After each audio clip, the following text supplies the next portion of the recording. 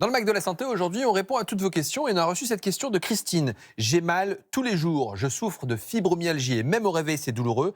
Est-ce que ça peut vraiment s'améliorer? Alors aujourd'hui, on attend toutes vos questions autour des traitements dans la fibromyalgie. Le principe est simple, vous nous envoyez vos questions par SMS au 41 555 et ça commence maintenant.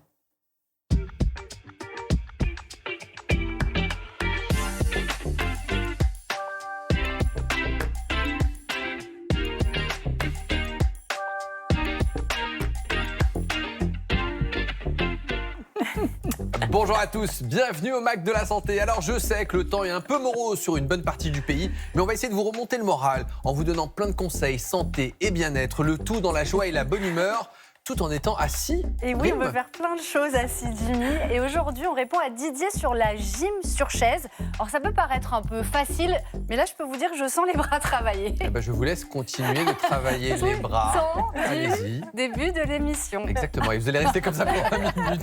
Alexandra Delbo, bonjour. Bonjour. Vous allez nous parler des oméga 3. Oui, ça ressemble à ça. C'est des petites gélules que beaucoup prennent justement pour compléter les apports alimentaires. Alors, est-ce que c'est vraiment utile et notamment, est-ce que ça sert pour le cœur? Prendre des compléments alimentaires d'oméga 3, le sujet divise. Mais il y a une réponse scientifique derrière ça. Il y en a une. Joël Goron, bonjour. Bonjour. Des coups de cœur littéraires. Alors, je veux vous dire quelque chose. Toute l'année, j'ai parlé de coups de cœur de livres, parce que ici, je ne fais pas de la pub. C'est vraiment une émission où je dis ce que je pense. Mais je vais vous dire, cette semaine, ce n'est pas des coups de cœur seulement, ce sont des petits chefs-d'œuvre dont je vais vous parler. Vraiment. Alors, je vous crois, sans parole. Ah oui, il faut. Le Mac de la Santé, c'est également du reportage. Et dans notre série Le Pouls de la France, nous irons à la découverte d'un club de ping-pong qui, depuis 5 ans, accueille des patients atteints de la maladie d'Alzheimer. Et vous allez voir que cette activité leur fait du bien. Nous répondrons ensuite à toutes vos questions autour des traitements d'un syndrome peu connu, mal étudié et parfois tabou, voire presque honteux, la fibromyalgie. Comment soulager les douleurs au quotidien avec le moins de médicaments possible? Les explications d'une médecin rhumatologue. Nous sommes en direct, vous le savez, vous pouvez nous poser toutes vos questions par SMS au 41 555. Tout de suite, c'est le journal avec Emma Strack.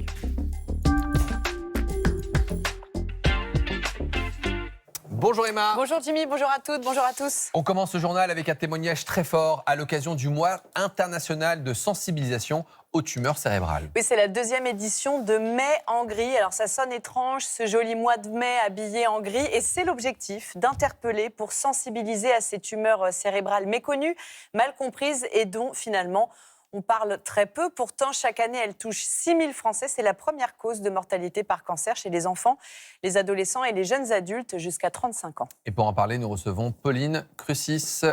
Bonjour. Bienvenue à vous. Merci d'avoir accepté notre invitation. Alors, vous êtes ambassadrice de l'Institut du cerveau, car votre mari, Jean-Charles, est décédé à l'âge de 39 ans d'un cancer du cerveau. Son cancer a été diagnostiqué le 23 janvier 2024. Quels ont été les premiers signes qui vous ont poussé à consulter ? Les premiers signes étaient assez anodins. Jean-Charles, au moment d'écrire ses cartes de vœux à ses clients, avait la main qui était un peu engourdie. Et moi, je l'avais un peu rassurée en disant « bah oui, on est tous sur l'ordi, on n'a plus l'habitude d'écrire de nombreuses cartes de vœux ». Et puis, je sais pas, parfois on a un peu un instinct. Et lui qui n'allait jamais chez le médecin, il y allait, il a fait une IRM du cerveau, à laquelle je ne l'avais pas accompagné, parce qu'on ne peut pas imaginer le pire quand on est si jeune. Et c'est là qu'on lui a diagnostiqué une petite lésion au cerveau. On ne savait même pas ce que ça voulait dire à ce moment-là. Et c'était une tumeur cérébrale. Et il a été pris en charge, on imagine, très rapidement. C'était quoi les traitements qui lui ont été proposés ? Alors en fait, justement, c'est là où c'est pas si simple. Il y a eu une zone d'ombre pendant plusieurs jours. On a eu une décision à prendre sur aller vers une chirurgie ou pas. Le cerveau, c'est pas comme le sein ou l'intestin, etc. On peut pas enlever ce qu'on veut n'importe où. Et on ne peut pas enlever beaucoup. Ça commande toutes nos fonctions cognitives, motrices, etc. Et JC, sa tumeur, elle était vraiment pas loin de la zone du langage et puis de toute la motricité du côté droit. Et au moment où il a eu le diagnostic, le chirurgien nous disait 50-50. Donc il a simplement fait une biopsie. C'est-à-dire qu'il allait prendre un petit bout de la tumeur pour pouvoir l'analyser. Et ensuite, JC a eu les autres traitements qu'on propose dans ces maladies, c'est-à-dire 33 séances de radiothérapie tous les matins à l'hôpital avec des rayons au cerveau et ensuite une chimiothérapie. Il a finalement pu être opéré entre la radiothérapie et la chimiothérapie parce qu'il y a eu une complication qui a rendu la tumeur plus accessible.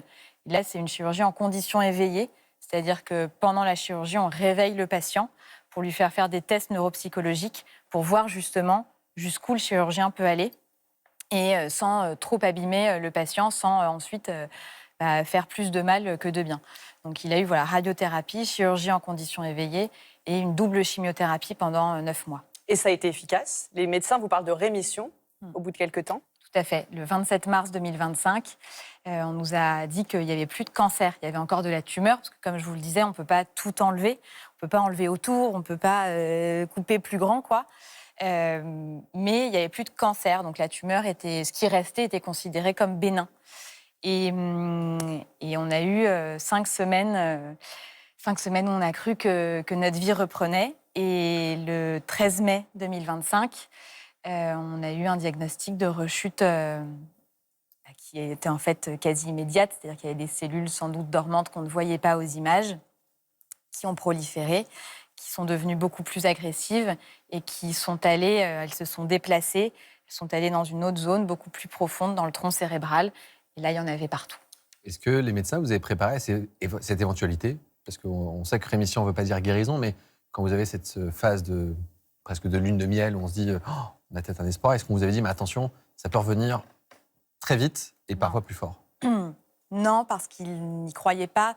Dans le cas de mon mari spécifiquement, qui n'avait pas un glioblastome, c'est-à-dire la forme la plus grave et la plus fréquente des tumeurs cérébrales, JC, il avait un astrocytome, blablabla, on s'en fiche. Il avait une forme intermédiaire. Il avait bien répondu à tous les traitements. Vous, c'est votre métier, vous savez, mais j'ai l'impression que la médecine, c'est plus un truc de probabilité, de statistique, finalement. De manière statistique, JC, il cochait les bonnes cases et il pensait, les médecins, qu'on avait 10, 15, 20 ans devant nous. Moi, j'avais même fait un rendez-vous toute seule après l'annonce de la rémission avec son neuro-oncologue, en lui demandant justement concrètement, c'est quoi le risque de rechute, il est où, il est proche, il est loin, etc. Il m'a dit, il y a des chiffres, mais on croit vraiment que JC, ça va aller. Reprenez votre vie, reprenez vos projets. Jean-Charles a raison. Moi, à ce moment-là, mon mari, il me demandait de faire un deuxième enfant. Donc, on se projetait dans l'année de se lancer pour avoir un deuxième bébé. Et cette rechute, elle a été fulgurante. Vous comparez cette situation à un dragon, la maladie à un dragon à ce moment-là. En fait, on n'imagine pas. Moi, je connaissais plein de cancers, soit parce qu'il y en a eu dans ma famille ou parce qu'on en entend parler. Le cancer du cerveau, on n'imagine pas ce que c'est. C'est horrible. Au fur et à mesure, JC, donc il a perdu l'usage de son côté droit. Donc il brinque-ballait, imaginez, avec un côté droit qui ne répond plus. Comment vous faites pour marcher? Ensuite, c'était le côté gauche. Au fur et à mesure, il a perdu son langage, sa lucidité. Il n'arrivait plus à s'exprimer. Il a fini sa vie tétraplégique, avec une perte de mémoire à court terme, en ne se souvenant plus de où il était, de exactement ce qui se passait. Et puis il a fini vraiment les tout derniers jours dans le coma. C'est une fin de vie où tout le cerveau, petit à petit, ne répond plus à rien. Il est pris par le cancer, pris par les mauvaises cellules. Et donc, il commande tout. Donc, il commande les organes, il commande les membres, il commande l'intellect, il commande même la personnalité. Moi, ça n'a pas été le cas, mais je sais que pour certains patients, ils deviennent même agressifs parce que ça attaque aussi ces zones-là, quoi. On imagine que c'est éprouvant pour vous de revenir sur cette histoire et pourtant, vous parlez. Pourquoi vous avez besoin de porter cette parole, de porter votre témoignage aujourd'hui sur ce plateau et sur d'autres? Alors déjà, de manière pas du tout altruiste, parce que ça me fait du bien de parler de mon mari et de me dire que même des gens qui ne l'ont pas connu le connaîtront. Et aussi parce que je lui avais promis qu'il verrait sa petite fille grandir. Je n'ai pas tenu cette promesse. Je veux au moins pouvoir dire à ma petite fille, je te promets que maman avait tout fait pour... Elle avait tout fait pour qu'il y ait des solutions. J'ai juste pas eu le temps. Vous êtes également ambassadrice de l'Institut du cerveau.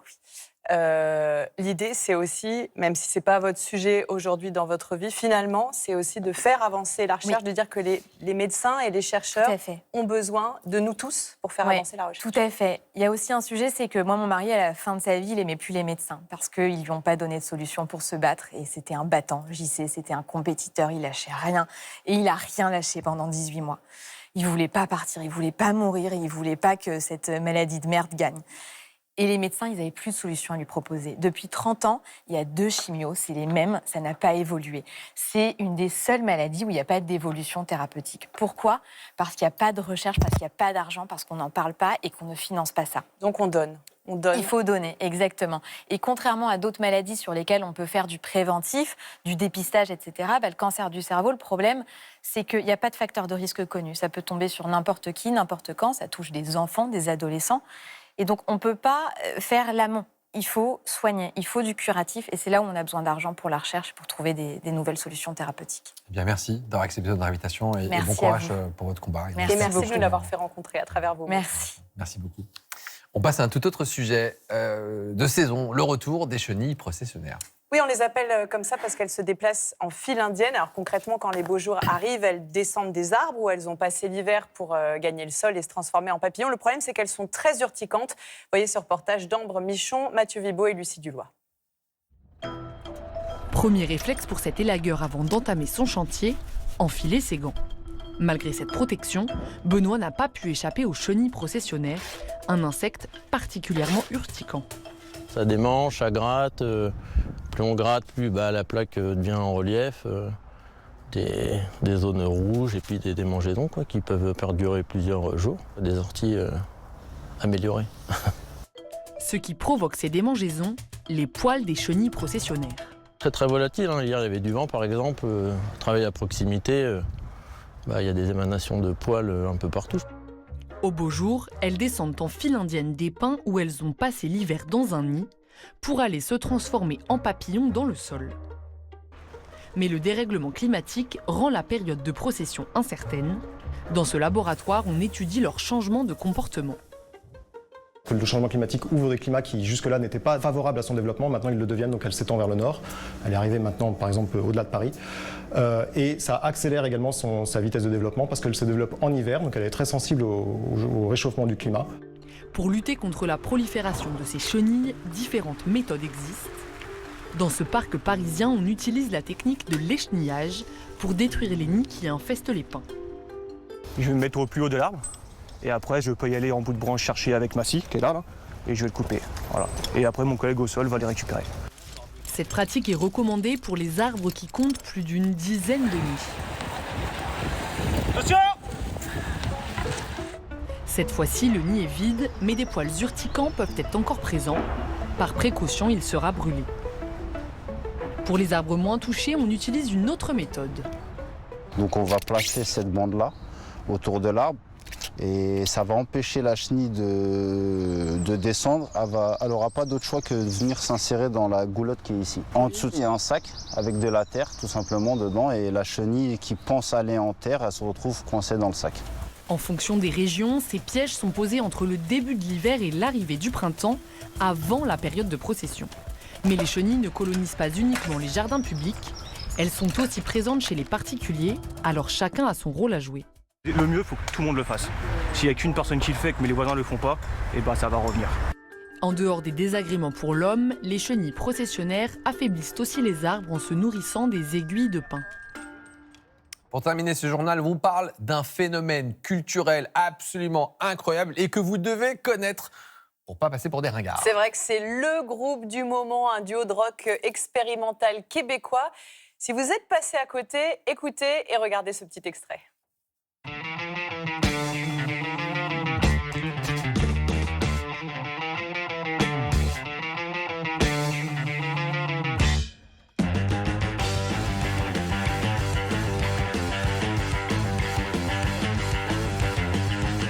Je ne sais pas si Joël écoutait ce groupe et je la vois se trémousser au bout du plateau. C'est vrai que jusqu'à il y a quelques mois, il était encore méconnu du grand public, mais leurs sons et vidéos s'arrachent maintenant sur les plateformes et en ligne. Plus de 50 millions de vues pour une vidéo tournée lors d'un concert au Transmusical de Rennes. Ils sont toujours masqués et si on en parle ici, vous vous demandez peut-être pourquoi, c'est pour le nom qu'ils portent. Ces deux musiciens se font appeler angine de poitrine. Pour vous, docteur, je crois que ça évoque quelque chose d'un petit peu moins rock'n'roll. Ben oui, effectivement, parce qu'ils ont un look absolument incroyable, des Daft Punk avec des trucs à poids, c'est absolument fantastique. Mais finalement, l'angine de poitrine, c'est une maladie cardiaque. Lorsqu'on regarde le cœur et qu'on s'intéresse aux artères coronaires, eh bien, lorsque le corps fonctionne correctement, vous avez le cœur qui pompe et qui envoie de l'oxygène à l'ensemble des organes. L'angine de poitrine, qu'est-ce que c'est ? C'est lorsque la paroi des artères va être touchée par des plaques de cholestérol. Par conséquent, le sang passe un peu moins bien et lorsque vous faites des efforts, moins d'oxygène arrive au niveau du cœur, ce qui donne une douleur à la poitrine. Vous avez donc une symptomatologie d'infarctus, mais qui ne dure pas très longtemps. Le risque, si vous ne consultez pas et que vous avez ces douleurs, vous risquez par la suite d'avoir une plaque de cholestérol qui se fissure, qui entraîne la formation d'un caillot et qui donne le véritable infarctus. Donc une angine de poitrine, c'est un signe d'alerte qui amènera peut-être un jour au véritable infarctus. Et alors, pour en revenir à notre groupe, figurez-vous que la santé inspire largement les groupes de musique, le rock tout particulièrement.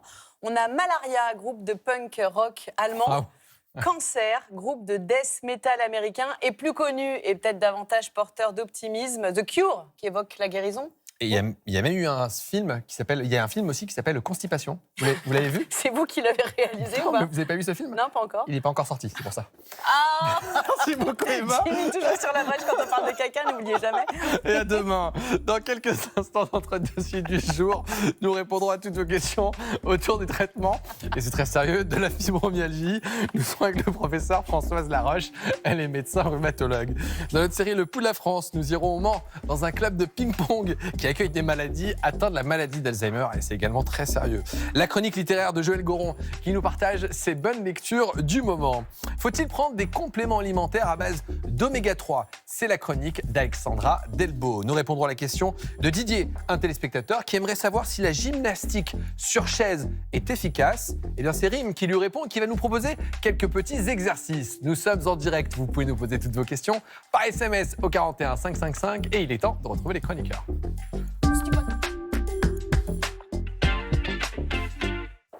Rim, Joël, Alexandra, très content de vous retrouver. Joël, vous nous avez dit en coulisses que cette semaine, c'est simple, vous n'avez que des chefs-d'œuvre à nous conseiller. D'habitude, c'est des coups de cœur, c'est très sympa, ils sont très bien. Mais là, aujourd'hui, chef-d'œuvre sur chef-d'œuvre. Et on commence par un roman, Clément, de Romain Lemire, aux éditions Cherche Midi. Alors, autant le dire tout de suite, ça parle de l'inceste. Bon, je rappelle un chiffre quand même, c'est que 3 enfants dans une classe d'une vingtaine de mômes, il y en a 3 qui sont touchés en ce moment même par l'inceste. Il faut quand même avoir ça en tête. Clément, qui raconte sa propre histoire, qui est le héros, il a la 50aine aujourd'hui, donc c'est un monsieur qui existe, l'écrivain, là. Il a vécu ça et c'est le récit de son enfance dans les années 80. Que faisait sa famille? Le papa est professeur de lettres, la maman est éditrice, il y a 3 enfants, c'est une famille, tout ce qu'il y a de bien. On s'occupe des enfants d'une façon intelligente, ils font du sport, on les emmène au théâtre, ils ont un abonnement de lecture. Je dis une famille, mais vraiment super bien. Tout se passe bien, pour tout le monde. On dirait même que, vu comme ça, l'enfance de cet enfant est enviable. On se dit, il a une enfance formidable. Et ça, c'est la première partie qui a raconté comme si l'enfant parlait lui-même. C'est-à-dire avec une voix enfantine.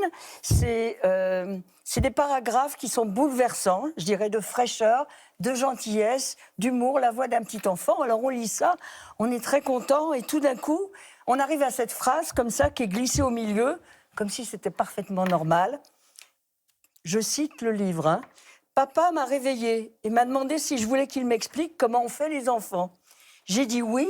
Il m'a montré sa quéquette qui était très grosse, très dure et à peu près comme un saucisson incroyable.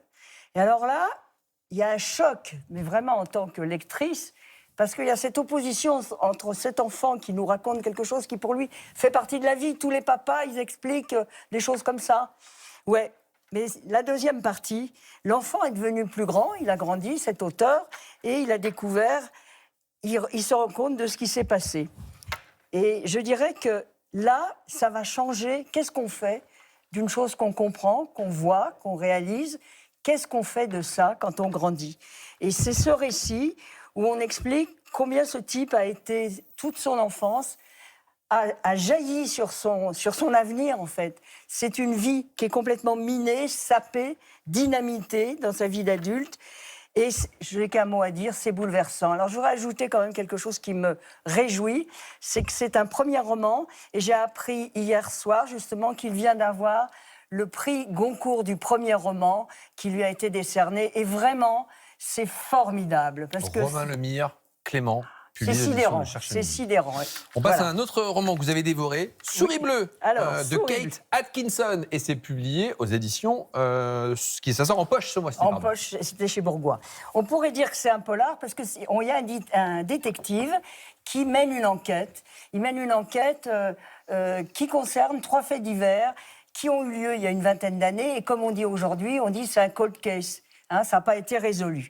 Donc il fait ça, c'est un mec super sympa et tout. C'est pas, quand je dirais que, pour moi, c'est pas un polar, c'est 10 fois au-dessus d'un polar. C'est pas que l'intrigue et on ne fonctionne que sur l'intrigue, c'est sur les personnages. Il y a une galerie de personnages au cours de son enquête qui est absolument sidérante.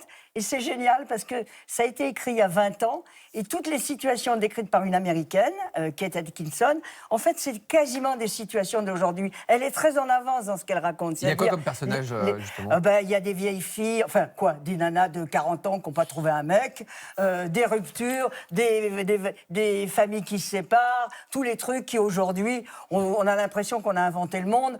En Amérique, ça existait déjà et ça a créé beaucoup de choses. Donc, tous ces personnages, ça fait une espèce de salade mélangée de genres et ça fait surtout un grand roman humain qui est tellement passionnant. Mais vraiment, c'est-à-dire que moi, il y a des moments où j'étais obligée de me freiner. Je lisais au galop, tellement j'avais envie non seulement de savoir, mais tous les personnages. C'est vraiment une régalade. J'avais lu ce truc qui était sorti il y a 20 ans. C'était déjà traduit il y a 20 ans. Ils l'ont ressorti en poche. Je l'ai relu. J'ai pris le même pied. Oh, j'écris mal, je parle mal. On comprend votre attachement à ce livre et le plaisir que vous avez eu à le lire. C'est drôle, c'est poignant, c'est rigolo. Allez-y, La souris bleue, Kate Atkinson, c'est aux éditions Poche et ça sort ce mois-ci. On fera la prochaine fois, une histoire d'amour et de violence. Olivier Bourdeau aux éditions Gallimard. Joël, si vous le voulez bien. Ah d'accord. Non, j'en regrette. Nous, on a pris le temps de bien expliquer les 2 livres. Okay. C'était vraiment passionnant. Merci beaucoup, Joël. Et tout de suite, on parle d'Oméga 3 avec Alexandra Delbo.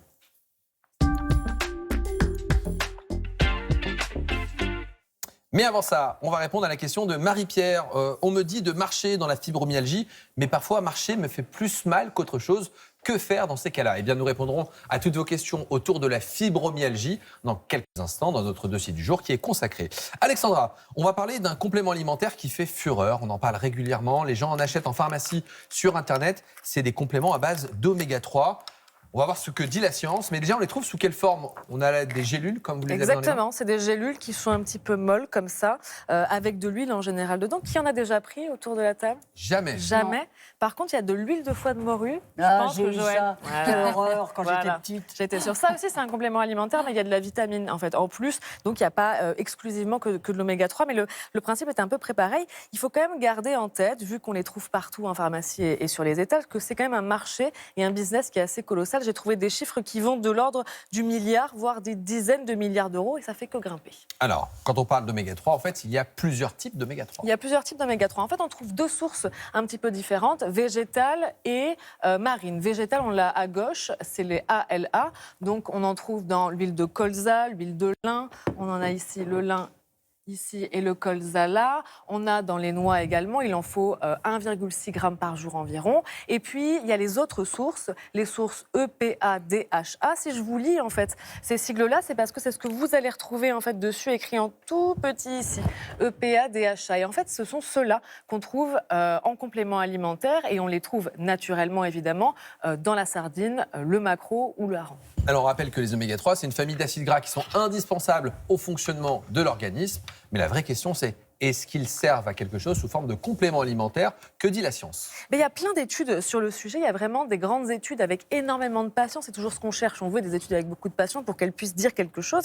Et puis, il y en a qui ont testé justement l'effet des oméga 3 sur des milliers de personnes et les résultats sont assez décevants. Je vous ai pris cette étude-là qui s'appelle l'étude Vital, voilà, qui date de 2018, les oméga 3 d'origine marine sur la prévention des maladies cardiovasculaires et du cancer. En fait, il y a eu 25 000 participants. Ils ont pris 1 gramme par jour pendant 5 ans. 1 gramme, en fait, c'est ça. Donc, c'est la dose qu'on trouve ici. Donc, EPA, DHA. Et un groupe a pris ça et l'autre groupe a pris le placebo, justement, pour pouvoir comparer, finalement, les résultats. Et résultat, il n'y a pas d'effet protecteur sur les maladies cardiovasculaires ou le cancer. Ça veut dire que dans chacun des groupes, qu'on prenne de l'oméga 3 ou qu'on n'en prenne pas, il y a le même nombre de maladies, de ces 2 types de maladies. Alors, c'est un peu déroutant, parce qu'on se dit, les oméga 3 présents dans les aliments sont protecteurs, sont bons pour la santé cardiovasculaire, mais lorsqu'on les donne sous forme de compléments alimentaires, ça ne marche pas. Comment on explique cette différence un peu perturbante? Il y a deux raisons. Déjà, il y a le fait qu'en prendre beaucoup plus que les recommandations, est-ce que ça sert à quelque chose? Ben non, les recommandations, elles sont là pour pallier, justement, on a besoin d'un minimum pour que notre organisme y fonctionne. Et puis, c'est pas exactement la même chose de le prendre sous forme de complément alimentaire plutôt que sous les formes de sardines. On peut même rappeler qu'en fait, dans les sardines, il y a autre chose que les oméga 3. Donc, du coup, c'est plus important et c'est surtout plus complet. Et on n'en a pas autant, on n'en tire pas autant quand on prend cette gélule que quand on mange une sardine. Évidemment, ces oméga 3 dans un aliment, ils sont dans une forme de matrice accompagnée d'autres molécules qui participent à une meilleure absorption. Et d'une façon ésotérique, on pourrait presque dire que l'homme est incapable de reproduire ce que la nature nous offre en quelque sorte. Mais ça, c'est pas la science, ça c'est plutôt une réflexion personnelle. Alors, il y a plein d'études sur les oméga 3 et on doit ça notamment aux Inuits. Oui, et le cœur et les oméga 3, c'est un peu de leur faute, ou en tout cas, c'est ce qu'on a regardé en fait dans les années 70.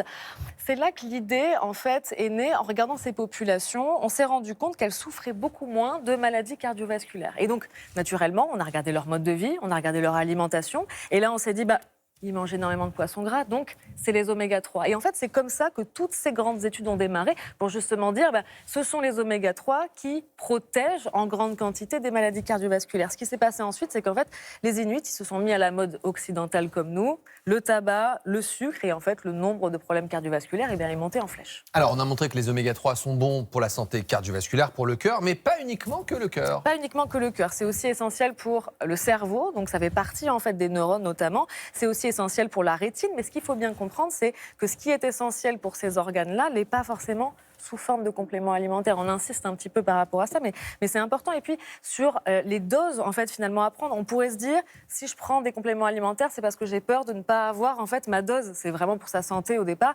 Et en fait, on se rend compte que 1 à 2 sardines, en fait, par jour, par semaine, pas par jour. Par jour, ça fait beaucoup comme régime alimentaire. Mais 1 à 2 par semaine, ça suffit à combler en fait tout ça. Un peu de saumon aussi, ça suffit finalement. Et on fait 1 semaine sur 2 en fait, et on y arrive. Ça suit les recommandations qui sont de consommer 2 poissons par semaine, dont une fois du poisson gras, donc Exactement. saumon, hareng, maquereau, sardines.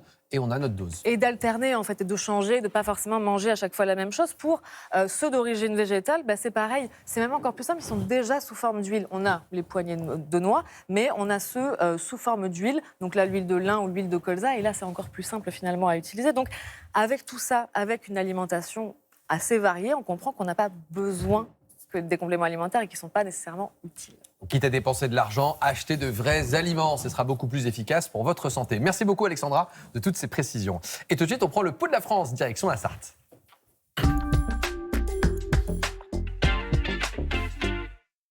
Au Mans, depuis 5 ans, le club de ping-pong de la ville accueille des patients atteints de la maladie d'Alzheimer. Et vous allez voir que cette discipline est particulièrement bénéfique pour les malades. Reportage Safar Baroud, Kevin Vincent, Nathalie Versanti.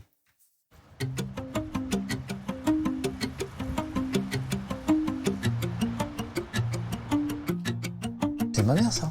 Oui, c'est ta maman. Dans ces albums, des décennies de souvenirs précieusement classés. Ça t'intéresse? Oui, ça m'intéresse. Une jolie personne, et j'ai la chance de l'avoir épousée.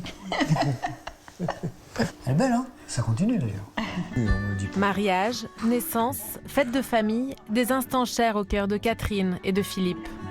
Si le couple mène en apparence une retraite joyeuse, oh, les galinettes. Il a pourtant vu son quotidien voler en éclats il y a 6 ans, lorsque Philippe a appris qu'il souffrait de la maladie d'Alzheimer. Moi, je veux du blanc. Bon, tu sais bien que c'est du blanc que j'aime aussi, moi. Eh ben, prends 2 blancs. Eh ben voilà. Les cuisses, t'en veux? Non, du blanc. Du blanc.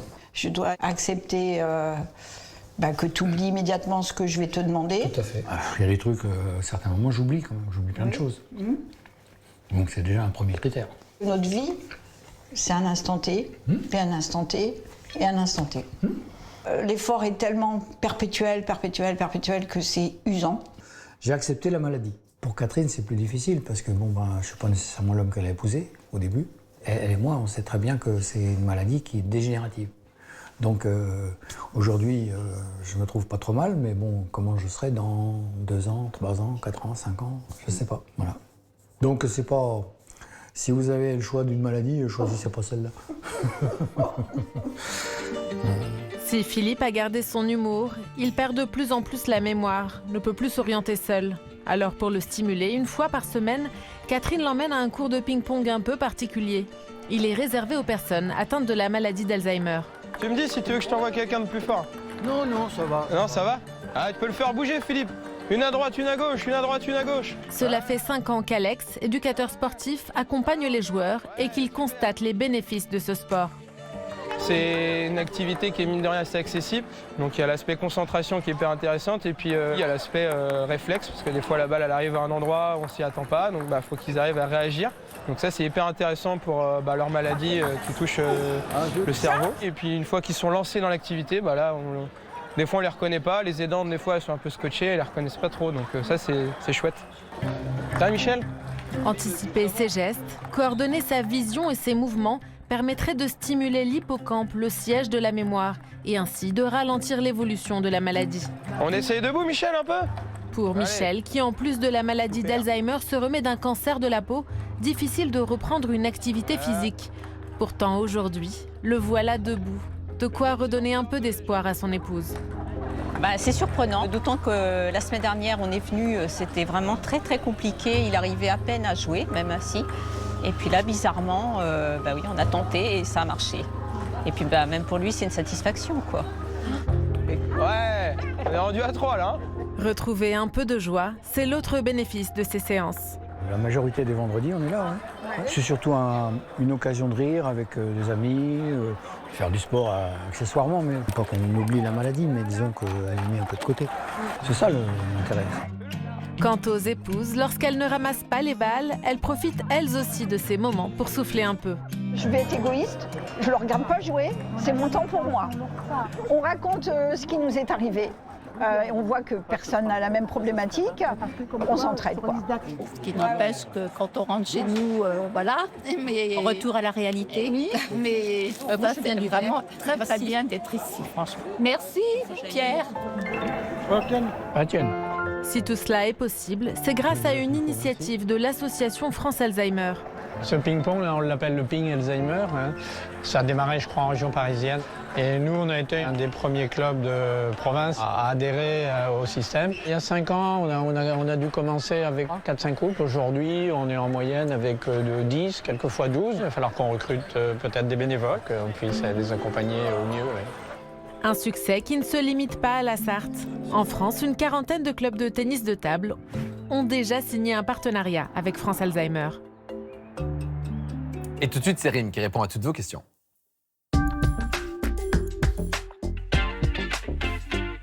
Et Rim, vous nous avez équipés d'accessoires pour faire un peu de sport assis, parce que vous allez répondre à la question de Didier. Absolument, c'est Didier qui nous disait qu'il voit beaucoup de pubs pour la gym sur chaise pour seniors. Il nous demande ce qu'on en pense et si c'est efficace. Donc ce que je vais vous proposer, c'est de faire quelques exercices ensemble. C'est pour ça qu'on s'est équipé avec ces poids. Alors la gym sur chaise, c'est très intéressant. C'est vrai que moi, je suis contente de répondre à cette question parce qu'on peut se dire que c'est trop facile, qu'on ne travaille pas vraiment, alors qu'en réalité, c'est très utile sur le plan médical et physique parce qu'on n'a pas toujours besoin de courir et de sauter pour faire de l'activité physique. Et vous allez voir qu'il y a une multitude d'exercices disponibles pour travailler quasiment toutes les parties du corps. On va commencer par les bras et c'est pour ça qu'on a mis au poignet des petits poids. Exactement. Donc là, ce qu'on va faire travailler, ce sont les biceps. Puisqu'on le sait, les bras, on en a besoin toute la journée pour toutes nos activités. Donc on va pouvoir faire quelques petits mouvements comme cela. Et vous voyez qu'avec les poids, tout de suite, on le sent un petit peu plus. Alors que ce n'était pas des poids très très lourds. Hein. Là, on a... Parce que vous n'avez pas pris les plus lourds. Oui, puis ça dépend quel âge tu as. Hein. Bien entendu. Moi, j'ai que 25 kilos sur chaque bras. C'est pour ça que c'est... Moi. Je ne dénonce pas les collègues. Blague à part, il n'y a que 3 kilos et je vous assure que c'est physique. Voilà, exactement. Donc moi, je suis à 1 et je le sens aussi. Alors ça, donc c'est pour les biceps. Si on veut, on peut aussi faire travailler les épaules. Si les épaules vont bien, par exemple, en faisant des petits cercles. Là aussi, on travaille les bras. Alexandra, Joël. Les épaules. Ça chauffe là. Ça chauffe un peu, hein. Bah oui.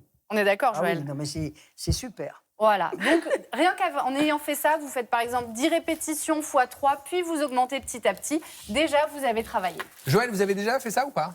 Oui. Et j'étais extrêmement étonnée parce que quand je suis arrivée dans le club des vieilles dames qui faisaient ça, je me suis dit, oh, c'est de la rigolade.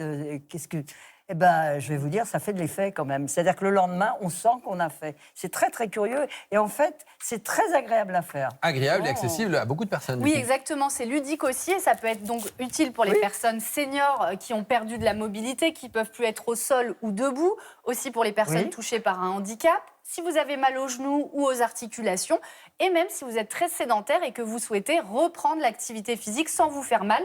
On ne brusque pas, donc ça convient à tout le monde. Avec des bienfaits sur la santé qui sont prouvés. Exactement. Déjà, on va faire travailler la souplesse des articulations, le renforcement des muscles en douceur, mais on travaille aussi sa coordination et sa concentration. Et donc, il y aura moins de risques de chute et de blessures. On peut également travailler les abdominaux et les jambes. Oui, alors un peu plus étonnant. Joël, vous êtes OK? On le fait ensemble. Ce qu'on va faire travailler là, en levant les jambes, on va faire travailler tout simplement le quadriceps. Alors, allons-y. On monte progressivement, voilà. On tient un peu.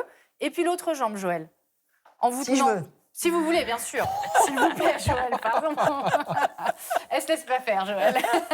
Alors, ça va? Voilà. Vous sentez ou pas dans le quadriceps? Ça tire, là, bien sûr. Exactement. Donc, il y a ce mouvement-là. Et alors, l'autre qui est très bien, parce que parfois, les personnes âgées ont du mal à se remettre debout. Eh bien, sans les... Non, vous l'avez très bien fait tout à l'heure, Joël. Allez, on se relève sans les mains? On se relève sans les mains, sûr. Exactement. Mais enfin, 20 fois, c'est beaucoup, par exemple. Non, là, à mon avis, on commence par 5. Déjà, c'est bien. Et alors surtout, ce qui est important, c'est qu'on peut le faire, on doit le faire, même avec un kiné ou un enseignant en activité physique ou encore un coach sportif. Il vous montre tout ça, puis vous pouvez le refaire à la maison sans vous faire mal et sans y aller trop fort. Eh bien, merci de cet exercice qui, en fait, est plutôt sympathique et assez physique. Mais c'est super. Ben, c'est validé par Joël en plus. Merci beaucoup. On passe à notre dossier du jour. Elle a longtemps eu l'image d'une maladie imaginaire et pourtant, ses symptômes sont bien réels. La fibromyalgie concernerait près de 2% de la population. Le problème, c'est qu'il n'existe aucun médicament spécifique pour cette maladie. Mais alors, quel traitement peut-on conseiller? Eh bien, les explications avec notre spécialiste. Et nous sommes ravis d'accueillir le professeur Françoise Laroche, médecin rhumatologue et responsable des centres de la douleur à l'hôpital Saint-Antoine, c'est à Paris, à l'hôpital Rothschild également à Paris. Bonjour professeur. Bonjour. Vous pouvez nous envoyer toutes vos questions par SMS au 41 555. Mais avant ça, professeur, on rappelle que la fibromyalgie, le premier interlocuteur, celui qu'on doit voir en priorité systématiquement, c'est pas le spécialiste, c'est le médecin traitant. Tout à fait. Voilà. C'est une pathologie qui est assez fréquente et donc on ne peut pas se permettre d'envoyer directement les patients sans évaluation préalable auprès d'un spécialiste de la douleur, par exemple. On va essayer de répondre à 3 questions très simples. La première, c'est qu'on va parler des symptômes pour que vous compreniez la douleur que les patients peuvent ressentir. Dans la fibromyalgie, vous avez une atteinte de la régulation, notamment des douleurs et de la régulation des nerfs avec différents types de douleurs. Vous pouvez avoir des douleurs au niveau du toucher, de la sensibilité de la peau, des douleurs musculaires, des douleurs articulaires, mais on peut également avoir une atteinte neurologique avec de l'angoisse, du stress, des troubles du sommeil et même des troubles digestifs. En ce qui concerne les douleurs, elles sont diffuses. On peut avoir des douleurs qui sont dites bilatérales et symétriques, c'est-à-dire qu'on peut avoir des deux côtés des douleurs au niveau des articulations du coude, des trapèzes, de la poitrine, des genoux, du bassin. Et paradoxalement, l'un des traitements dont on va parler, c'est l'activité physique. Mais on a Suzy qui nous pose cette question. Je doute encore du diagnostic. Est-ce que c'est courant? Comment est-ce qu'on pose le diagnostic quand on a ces symptômes? Alors c'est une pathologie qui est extrêmement fréquente, puisque c'est carrément 1,6% de la population générale, donc c'est vraiment important. Et en fait, le diagnostic, il est essentiellement clinique. C'est-à-dire qu'il y a en effet tous les symptômes que vous avez décrits, c'est-à-dire tous les appareils peuvent être touchés. Tous les appareils, digestifs, oculaires, le nez, la gorge, on peut avoir un peu des symptômes partout. Il peut y avoir des troubles cognitifs aussi, ce que vous avez dit, hein, fatigue, problème de concentration, d'attention, de mémoire, etc. Et puis, ça se prolonge. Ça dure au moins 3 mois. Et la bonne nouvelle, c'est qu'il n'y a aucun organe qui est atteint. Donc, il n'y a pas de lésion. Les examens qui seront faits seront tous normaux. C'est la question de Chantal. Est-ce qu'il y a des marqueurs biologiques pour identifier la fibromyalgie? Non, aucun marqueur biologique. L'examen clinique et l'interrogatoire font le diagnostic. Un des traitements, du coup, c'est l'activité physique. Mais... Alors, je dirais le premier traitement, avant l'activité physique, c'est déjà comprendre ce que c'est. Quand on a compris ce qu'on a, c'est quand même beaucoup plus facile ensuite de se mettre en route pour faire des choses. Et la difficulté, et encore ce matin en consultation, j'ai encore des patients qui ne comprennent pas qu'on puisse avoir des vrais symptômes sans avoir de lésions d'organes. Ça, c'est quelque chose au niveau du raisonnement occidental qui est difficile à comprendre. On a du mal à comprendre qu'on puisse avoir très très mal, être très fatigué, des problèmes de sommeil, et que les examens qui soient faits soient normaux. Et ça, il faut le comprendre. Non, c'est pas. C'est vraiment une vraie maladie de la douleur, en fait. Et en fait, ce qu'on a compris avec les années de recherche, c'est que on va dire, le thermomètre de la douleur est déréglé dans le cerveau et aussi en périphérie. Donc peut-être que nos examens actuellement ne sont pas assez performants pour comprendre ce qu'il se passe, parce qu'il y a forcément un truc quelque part. Si, les examens de routine, ils ne montrent pas. Par contre, les examens plus sophistiqués, par exemple l'IRM fonctionnel ou la détection des seuils de la douleur au niveau du cerveau, montrent les mêmes anomalies. Et ce n'est pas des examens qu'on fait en pratique quotidienne. Voilà, mais en tout cas, on sait que tous les patients qui ont la fibromyalgie ont ces mêmes altérations de ces examens, on va dire, sophistiqués. Donc, il se passe vraiment quelque chose. Oui. C'est pas de l'hypocondrie, c'est vraiment une douleur qu'il faut respecter et qu'on va essayer de soulager après l'avoir compris par de l'activité physique. C'est un peu déroutant pour les patients. J'imagine que quand vous leur dites ça... Oui, peut-être, mais en fait, on se rend compte qu'il y a quand même beaucoup de maladies dont l'activité physique est le maître traitement, même la dépression. Donc, en fait, l'arthrose, c'est pareil, c'est bouger. Donc, en fait, on s'est rendu compte que c'est un ensemble, en fait, d'éléments. L'activité physique, on l'a mise au premier plan, notamment, et je recommande à tout le monde d'aller voir la recommandation de la Haute Autorité de Santé 2025 sur la fibromyalgie, qui permet d'expliquer quand même vraiment ce que c'est et pourquoi l'activité physique fonctionne. Mais en fait, c'est un programme multimodal qu'on va mettre en place avec plusieurs pistes et chaque piste individualisée au patient. C'est pas juste aller faire du vélo, aller faire de la piscine. Voilà. Et puis certains patients vont dire ah oui mais moi quand je bouge ça ne marche pas ou ça m'aggrave mes douleurs. Donc il y a une façon de le faire qui est quand même importante. Marie-Pierre nous dit on me dit de marcher mais parfois marcher me fait encore plus mal. Que faire ? Et bien alors là on peut pas en parler maintenant directement mais en tout cas il y a une façon de faire qui permet d'éviter de dépasser une limite. Parce que quand on fait trop, on a mal. Quand on fait pas assez, on a mal. Ça ne veut pas dire qu'elle doit arrêter la marche. Non, au contraire. Mais qu'elle doit être accompagnée dans cette marche. Oui. Alors mais qui c'est qui peut l'accompagner ? Parce que si c'est un truc personnalisé à la carte, il faut des gens... Donc il y a les kinés et les enseignants, on n'a pas. Les enseignants activités adaptées. Voilà. Et est-ce qu'il y a un rythme, on va dire, idéal ? Est-ce que c'est quelques minutes par jour ? Est-ce que c'est 1 heure d'un coup ? Enfin voilà, qu'est-ce que vous recommandez ? Alors en fait, on recommande que ce soit personnalisé parce que chacun a un niveau différent et c'est pas lié à l'âge. Il y a des personnes jeunes qui font moins bien, on va dire, que des personnes plus âgées. Donc c'est vraiment en fonction de la personne. En fait, on fait un test qui s'appelle le test des 2 tiers. On demande au patient, par exemple, de marcher au maximum, son maximum. Donc il va dire, par exemple, je peux marcher 15 minutes et après, j'en peux plus. Et bien en fait, on lui dira de faire des séquences de 10 minutes, c'est-à-dire 1/3 de moins. On dira, dans ce cas-là, marcher, mais 10 minutes, pour ne pas aller à chaque fois au maximum et se retrouver à faire des poussées douloureuses derrière. Et ça va aider si on respecte ce seuil, c'est-à-dire qu'on est en mouvement, on ne dépasse pas un seuil de douleur. Les patients, après, ils peuvent progresser. Exactement. C'est-à-dire qu'au début, ils respectent ce seuil et puis ils vont pouvoir le fractionner, soit faire plusieurs fois dans la journée ou plusieurs fois dans la semaine. Et puis après, ils vont progresser. Au lieu de faire 10 minutes, ils feront 11 minutes, puis après 12 minutes. Et du coup, ils vont progresser, ils vont s'améliorer. On a d'ailleurs Fabienne qui nous dit « Le seul remède qui me soulage, c'est l'activité physique adaptée. Marche quotidienne avec ma chienne, petite séance de sport hebdomadaire. » On a l'impression qu'elle a trouvé son rythme de croisière. Oui, tout à fait. Ouais. Et bien justement, le traitement recommandé, on vous l'a dit, c'est non pas les médicaments, mais l'activité physique. Et nous avons rencontré Magali, 53 ans, qui s'est remise en mouvement malgré les douleurs. Reportage Farah Kessri, Mathieu Vibo, Khalid Mamoun. Une douche chaude pour démarrer sa journée.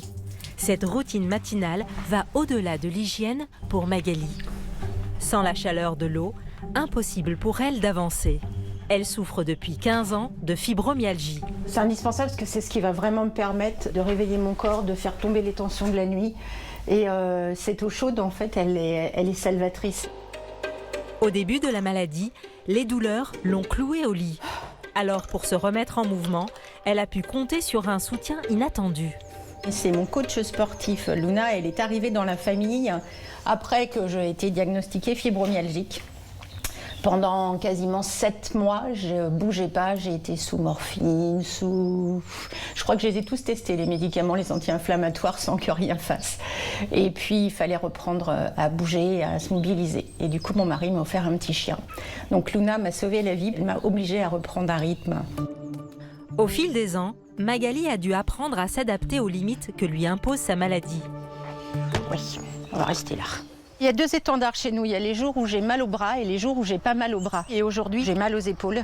Et du coup, ça veut dire qu'il faudrait que je lève les bras haut et ça me demande vraiment de l'énergie. Les douleurs, c'est par crise, c'est pas toute la journée, ça va jamais être au même endroit. Un jour, je vais me lever, j'aurai moins mal aux épaules, par contre, je vais avoir les genoux et les chevilles, ça va être terrible. Un autre jour, ça va être les mains. La douleur, elle nous surprend chaque jour, en fait. Et du coup, on s'adapte véritablement avec cette douleur. La douleur aurait pu arrêter Magali. Pourtant, elle a décidé de continuer à bouger. Son allié, l'eau. Mais ce n'est pas sans peine. Le plus difficile pour moi, ça va être de rentrer dans l'eau. Vous avez l'impression en fait que vos jambes elles sont enserrées dans un étau. Vous allez voir le haut du corps, ça va être une vraie partie de plaisir. Cette sensation de l'eau froide sur mon corps, elle est extrêmement douloureuse. La sensation d'avoir plein de petits couteaux, plein de petites aiguilles qui viennent vous picoter. Allez-y. Longtemps, Magali a vu la maladie comme une ennemie. Aujourd'hui, son regard a changé. Moi qui avais l'habitude de courir, de faire les choses vite, et du jour au lendemain, vous apprenez à faire des marathons tortues. Alors plus vous bataillez, plus c'est long, plus c'est dur. Donc j'ai appris qu'il fallait y aller dans l'acceptation et dans le lâcher-prise. Portée par l'eau, le corps de Magali s'allège et ses douleurs s'apaisent. Elle parvient même à faire quelques exercices. C'est cette mise en mouvement qui va éviter que le corps se verrouille. Et ça fait passer cette sensation de douleur et de crispation et ça limite les brûlures. Bien que Magali ait apprivoisé sa maladie, un obstacle demeure, le regard des autres. Et je crois que le pire dans la fibromyalgie, c'est pas la maladie en elle-même, c'est son invisibilité et le jugement des autres. Quand on me dit « Oh bah t'as pas l'air malade ?» De quoi tu te plains? T'as toujours tes cheveux. Je dis oui, je fais pas un cancer, je fais pas de chimiothérapie, je vais pas mourir demain. Mais au quotidien, elle prend beaucoup de place, cette maladie. Magali reste combative. Malgré les obstacles, elle a décidé de poursuivre son activité professionnelle grâce au statut de travailleur invalide. Et un grand merci à Magali pour son témoignage qui illustre parfaitement ce qu'est le handicap invisible et les progrès qu'on peut faire lorsqu'on est bien accompagné. Et professeur, vous êtes venu avec des dispositifs qui peuvent soulager notamment la douleur. Vous nous expliquez ? Oui, alors on peut utiliser en complément, évidemment, c'est pas en première intention, de la neurostimulation périphérique, on dit, et transcutanée, c'est-à-dire qu'on peut l'appliquer directement sur la peau avec des électrodes. Ça s'appelle la TENS et qui est au départ utilisée pour certaines douleurs neuropathiques comme les sciatiques ou le canal carpien, mais qu'on peut utiliser avec un petit boîtier vraiment très simple pour des douleurs de fibromyalgie sur un mode qu'on appelle endorphinique. Donc en fait, on branche les électrodes sur le boîtier sur lequel on va mettre un programme. Ensuite, on branche ces électrodes qu'on met sur soi. Et qu'on met à quel endroit? À l'endroit de la douleur? Alors on dit loco dolenti, c'est ça, à l'endroit des douleurs, comme on le voit là ici sur la photo. Et l'idée en fait, c'est de pouvoir apprendre à contrôler ces douleurs. On peut utiliser ça à peu près 3 fois par jour. Et puis l'adapter en fonction de là où on a mal. Alors évidemment, c'est un traitement complémentaire. Et l'intérêt, c'est qu'il peut y avoir un post-effet, c'est-à-dire qu'une fois qu'on débranche, on peut encore avoir une efficacité. Et qui c'est qui le prescrit? Ça, c'est le généraliste ou on l'achète soi-même? Non, alors ça, c'est uniquement les médecins qui ont une formation douleur, un diplôme universitaire, une capacité, ou les structures de la douleur, après avoir fait un test et ensuite avoir appris à l'utiliser. Il y a une part de remboursement ou pas? Oui, c'est en partie remboursé. Donc ce qu'on conseille, c'est d'abord de faire une location entre 3 et 6 mois pour le tester. Et puis et ça c'est quasiment complètement remboursé.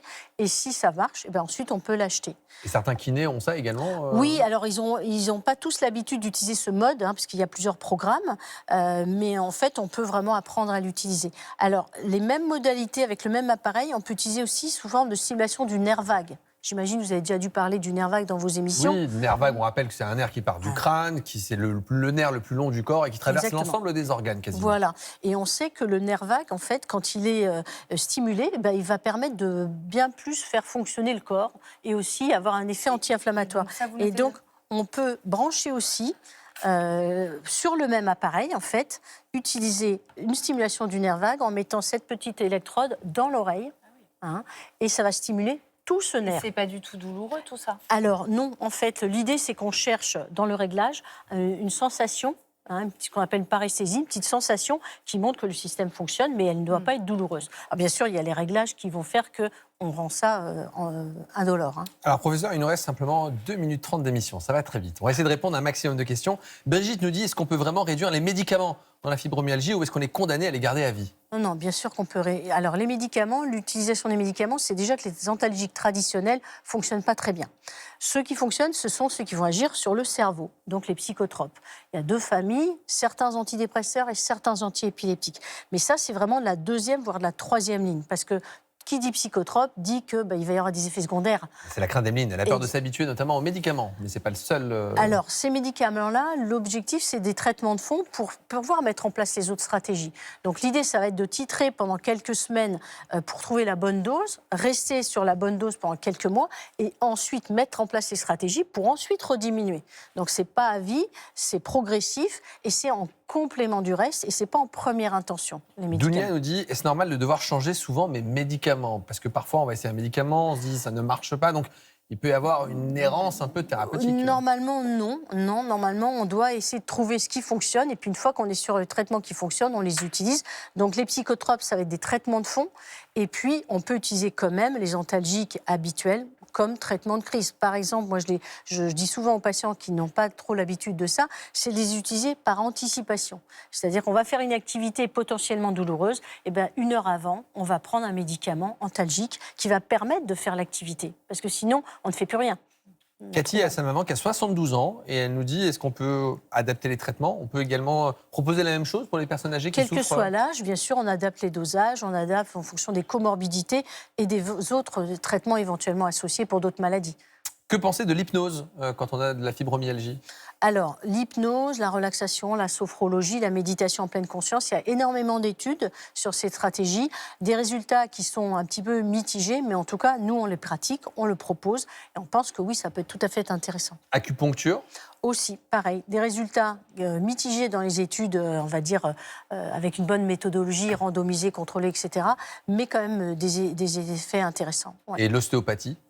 Alors, ostéopathie, tout ce qui est ostéopathie, manipulation, il faut que ce soit extrêmement doux. Et notamment orienté sur les aponevroses ou fascias. Parce que ce qu'on n'a pas dit là aujourd'hui, mais qui me semble intéressant, c'est qu'il y a des douleurs musculaires, mais tous les organes sont entourés par des aponevroses ou fascias. Et c'est ces fascias qui, en se rétractant, font des douleurs et de la raideur. Eh bien, merci d'avoir répondu à toutes nos questions. Et on rappelle encore une fois que le premier médecin, le médecin de premier recours, c'est le médecin généraliste. Et on ne voit pas en première intention le spécialiste. Et bien voilà, c'est déjà la fin de cette émission. Demain, nous répondrons à toutes vos questions sur l'usage et les effets et les risques de la santé des pesticides. Vous retrouverez également la chronique de Clémentine Portier-Kaltenbach qui nous parle histoire de la médecine. Rim, Joël, Alexandra, c'était un plaisir. Voilà, c'est la fin de cette émission. Excellente journée sur France 5. Salut.